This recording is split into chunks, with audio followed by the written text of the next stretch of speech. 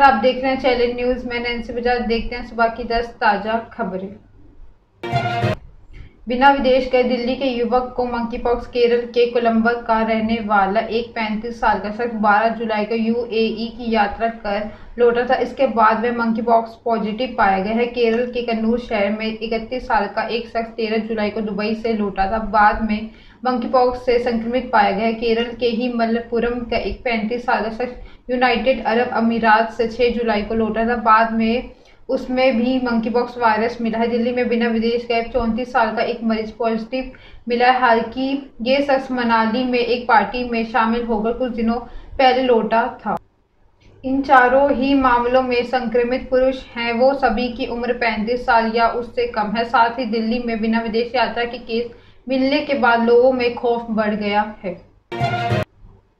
MP समेत 5 राज्यों में भारी बारिश का अलर्ट। देश में ज्यादातर राज्यों में बारिश हो रही है। कई जगहों पर बाढ़ जैसे हालात बने हुए हैं। मौसम विभाग के मुताबिक अगले 24 घंटे में गोवा, मध्य प्रदेश, पश्चिम बंगाल, सिक्किम, राजस्थान और गुजरात के कुछ इलाकों में भारी बारिश हो सकती है। वहीं केरल, कर्नाटक, दिल्ली और हरियाणा में भी हल्की बारिश का संभावना जताई गई है। बिहार में पिछले 24 घंटों में बिजली के चपेट में आ जाने से 11 लोगों की मौत हो चुकी है। आंध्र प्रदेश में पिछले एक हफ्ते के दौरान गोदावरी नदी में बाढ़ आ जाने से 7 लोगों की जान जा चुकी है।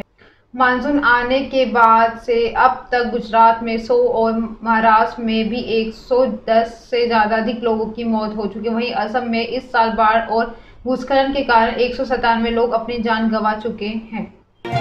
तमिलनाडु स्पीकर ने डेवलपमेंट को क्रेडिट ईसाई संस्थाओं को दिया। तमिलनाडु विधानसभा के स्पीकर के बयान से विवाद खड़ा हो गया। एम अपावू ने दावा किया है कि अगर कैथोलिक मिशनरियों नहीं होती तो तमिलनाडु में एक और बिहार बन जाता है। उन्होंने तमिलनाडु में हुए डेवलपमेंट को क्रेडिट कैथोलिक मिशनरीज को दिया है। डीएमके विधायक और स्पीकर अपावू बीते सोमवार को चेन्नई में एक कार्यक्रम में हिस्सा लेने गए थे। इसी कार्यक्रम में उन्होंने यह बयान दिया है। उधर अपावू के बयान पर बीजेपी आपत्ति जताई है। बीजेपी प्रवक्ता मोहन कृष्ण ने भी स्पीकर को माफी मांगनी चाहिए। उनका बयान पूरी तरह से सांप्रदायिक है। ये भी कहा है कि डीएमके की मानसिकता हिंदू विरोधी है। स्पीकर अबाबू ने भी कहा है कि कैथोलिक मिशनरियों को उनकी जिंदगी में अहम रोल है। उनकी जिंदगी को उन्होंने ही बनाया है।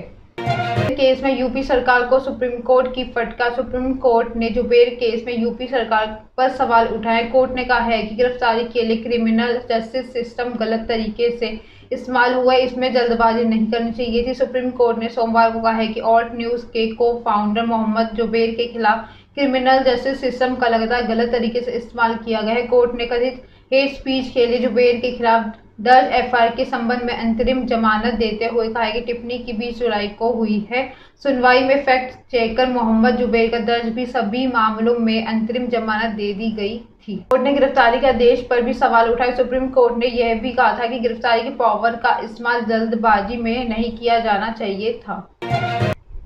म्यांमार में 50 साल बाद सजा ए मौत। म्यांमार सेना ने 4 लोकतंत्र समर्थक को फांसी की सजा दी है। सेना ने कहा है कि इन चारों को आतंकवादी गतिविधियों में शामिल होने के आरोप थे। जिन लोगों को फांसी पर लटकाया गया है उनमें लोकतांत्रिक नेता को जिम्मी और अब 10 नेता आंग सान सू की सरकार के पूर्व सांसद फ्यो जेया भी शामिल थे। म्यांमार में पिछले 5 दशक में पहली बार किसी को फांसी दी गई। समाचार एजेंसी रॉयटर्स के मुताबिक इन एक्टिविस्ट को जानकारी में सजा सुनाई गई है।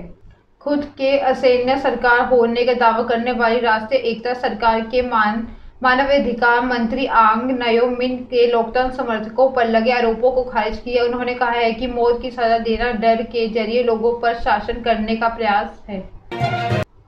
पंजाब के बर्खास्त हेल्थ मिनिस्टर की चार्जशीट पेश। आम आदमी पार्टी आप सरकार के बर्खास्त हेल्थ मिनिस्टर डॉक्टर विजय सिंगला के खिलाफ चार्जशीट पेश कर दी गई है। 2 महीने पहले ही सिंगला को सीएम भगवंत मान को बर्खास्त किया था, जिसके बाद विजिलेंस ब्यूरो ने तेजी दिखाते हुए कार्रवाई की है। फिलहाल सिंगला और उनके ओएसडी प्रदीप कुमार के खिलाफ चार्जशीट पेश की गई। सिंगला इस वक्त जमानत पर बाहर है।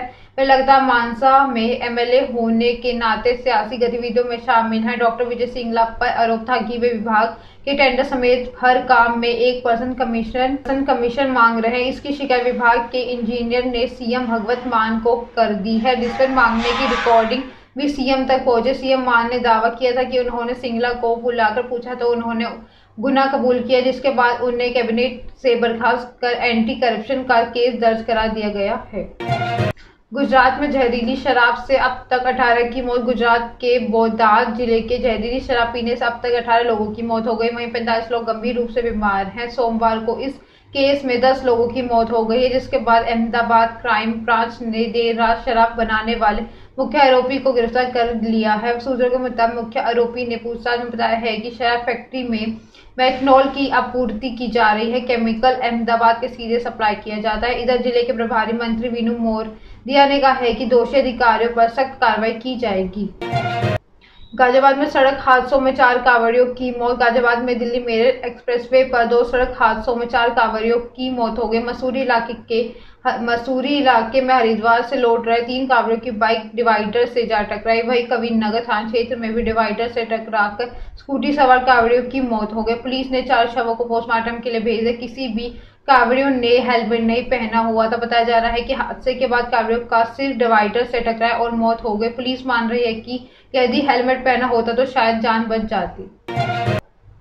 वर्ल्ड रिकॉर्ड के नाम रहा दिन। वर्ल्ड एथलेटिक्स चैंपियनशिप में सोमवार का दिन वर्ल्ड रिकॉर्ड के नाम रहा। यहाँ एक दिन में 3 बार वर्ल्ड रिकॉर्ड टूटे। 2 दफा नाइजीरियन स्प्रिंटर ने रिकॉर्ड बनाया तो एक रिकॉर्ड स्वीडिश एथलीट मोंडो टुप्लिंस ने पोल वॉल्ट में बनाया है। नाइजीरिया के स्प्रिंटर डोबी अमुसानी ने वर्ल्ड एथलेटिक्स चैंपियनशिप में वीमेन 100 मीटर हर्डल इवेंट का वर्ल्ड रिकॉर्ड तोड़ दिया। 25 साल के अमुसानी ने 2 घंटे के अंदर अपना ही रिकॉर्ड तोड़ा। यह अमेरिका के यूजिन में चल रही वर्ल्ड चैंपियनशिप में टोबी में पहले सेमीफाइनल में 12.12 सेकंड के साथ नया वर्ल्ड रिकॉर्ड बना गया। फाइनल रेस के लिए क्वालिफाई भी किया, फिर ठीक 2 घंटे बाद फाइनल रेस में अपनी टाइमिंग को सुधारते हुए 12.6 सेकंड कर दिया। इसी के साथ उन्होंने वर्ल्ड चैंपियनशिप में विमेन 100 मीटर हर्डल का गोल्ड मेडल भी अपने नाम कर लिया है। राम गोपाल वर्मा ने किया रणवीर सिंह को सपोर्ट। रणवीर सिंह को लेटेस्ट फोटोशूट इन दिनों काफी सुर्खियों में। फैंस से लेकर सेलेब्स तक हर कोई इस पर रिएक्ट कर रहा है। अब हाल ही में एक इंटरव्यू में राम गोपाल वर्मा ने इस पर रिएक्ट किया। डायरेक्टर ने कहा है कि हो सकता है कि रणवीर का फोटोशूट जेंडर इक्वलिटी का स्टेटमेंट हो। साथ ही उन्होंने कहा है कि अगर महिला अपनी बॉडी दिखा सकती है तो पुरुष क्यों नहीं ऐसा कर सकते। राम गोपाल ने ई टाइम्स से बातचीत में कहा कि मुझे लगता है कि जेंडर इक्वलिटी की मांग करने का यह उनका तरीका है। अगर महिलाएं अपनी बॉडी दिखा सकते तो पुरुष ऐसा क्यों नहीं कर सकते। यह दोगली मानसिकता है कि पुरुष को हमेशा डिफरेंट स्टेटमेंट में जज किया जाता है। पुरुष के पास भी महिलाओं के बराबर अधिकार होने चाहिए। यदि सुबह की 10 ताज़ा खबरें ऐसे अपडेट्स के लिए बने रहे हमारे चैनल को लाइक करें, कमेंट करें एंड सब्सक्राइब करना ना भूलें। धन्यवाद।